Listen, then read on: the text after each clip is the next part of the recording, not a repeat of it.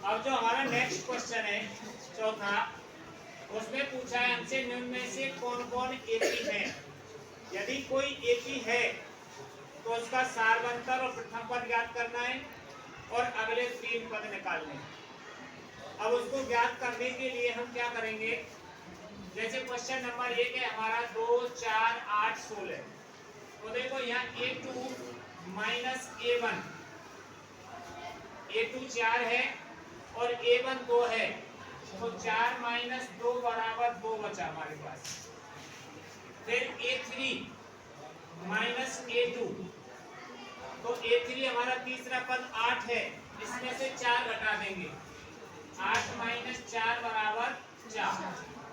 फिर A4 minus A3, चौथे पद में से तीसरा पद घटा देंगे, तो 16 माइनस 8, तो कितना बचा?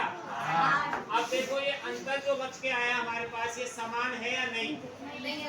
अगर ये समान नहीं है तो दी गई संख्या एपी के क्रम में नहीं है। तो यहाँ लिख देंगे सार अंतर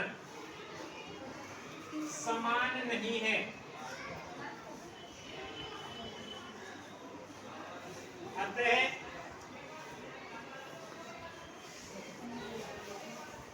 दी गई संख्या या दी गई श्रेणी संख्या 1 के लिए लिखी जाती है। तो यहाँ क्या लिखना है आप? श्रेणी।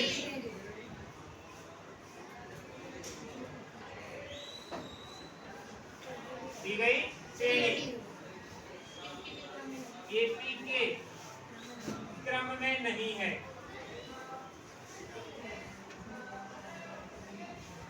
दी गई श्रेणी एपी के क्रम में नहीं है। और जब एपी के क्रम में नहीं है तो अगले पद हम निकाल नहीं सकते, क्योंकि देखो ये संख्या जो है गुणा करने पर प्राप्त हो रही है। 2 में 2 का गुणा करने पर 4, 4 में 2 का गुणा करने पर 8, 8 में 2 का गुणा करने पर 16 प्राप्त हो रहा है। इसलिए समांतर श्रेणी नहीं है, ये गुणोत्तर श्रेणी है। जबकि प्रश्न में हमसे क्या पूछा है? समांतर श्रेणी। इसलिए अब इसको आगे हल नहीं कर सकते। नेक्स्ट क्वेश्चन है हमारे पास, तो देखो A2 माइनस A1 यानी 2, 5/2, 3, 7/2 डॉट डॉट डॉट आगे तक बढ़ा रहा है।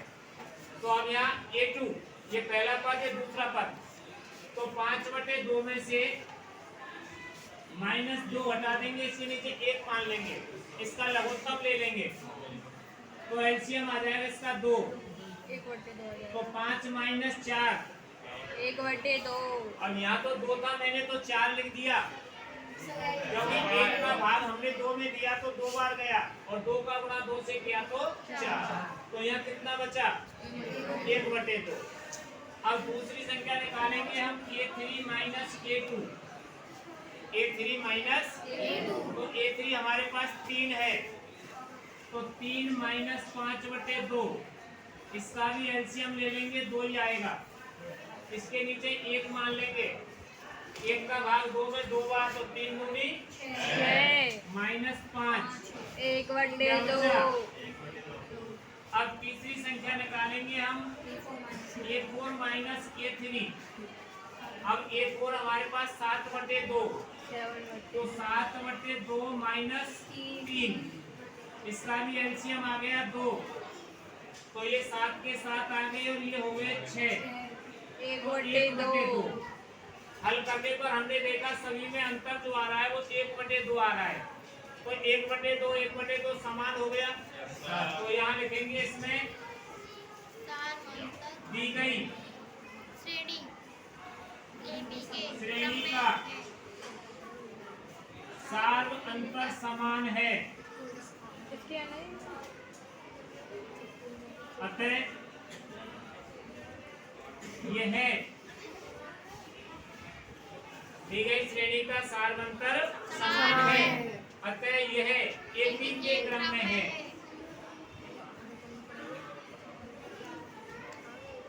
अब जब एपी के क्रम में है तो अगले 3 पद निकालेंगे हम। तो देखो 1, 2, 3, 4 पद तो उसने दे रखे हैं, तो 5वां पद, तो ये थाए बराबर A+4D, A+4D 4D। तो ये हमारे पास पहले लिख लेना उसको भी, प्रथम पद को और सार्वंतर को। यहाँ देखो प्रथम पद a बराबर 2, सार्वंतर b बराबर 1/2, सार्वंतर b बराबर 1/2। अब अगले पद निकालेंगे, इधर लिख देता हूं मैं। देखो पांचवा पद a5 बराबर a plus 4D, a plus 4D। तो a का मान हमारे पास कितना है? 2 प्लस 4 इंटू 1/2, क्योंकि d का मान 1/2 है तो 2 से 2 4 कट गया, तो क्या आ गया? 4।